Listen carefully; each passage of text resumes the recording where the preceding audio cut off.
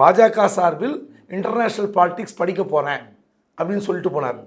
இந்த 13 வார காலம் தமிழ்நாடு பாஜகவை ஒரு தலைவர் இல்லாமல் அனாதையாக விட்டு செல்வது ஏன் என்ற கேள்வி கமலாலயத்தில் இப்போது எழுந்திருக்கிறது. எப்படிங்க ஒருத்தர் ஒரு 13 வார காலத்துக்கு லீவு கொடுப்பாங்களா ஒரு கட்சி தலைவருக்கு?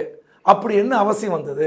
இவர் சர்வதேச அரசியல் படிக்க போய் தமிழ்நாடு அரசியல் என்ன வளர்க்க போறாரு? இந்த கேள்வியெல்லாம் எப்போ கிளம்புது?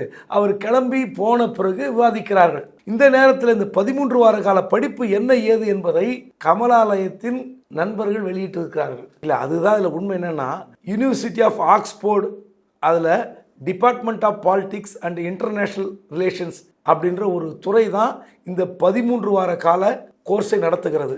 இதற்கு பாஜக சார்பில் இவர் விண்ணப்பிக்கவில்லை. வி த லீடர்ஸ் அப்படின்ற ஒரு NGO அமைப்பு மூலமாக அண்ணாமலை விண்ணப்பித்து அங்கே படிக்க போயிருக்கிறார்.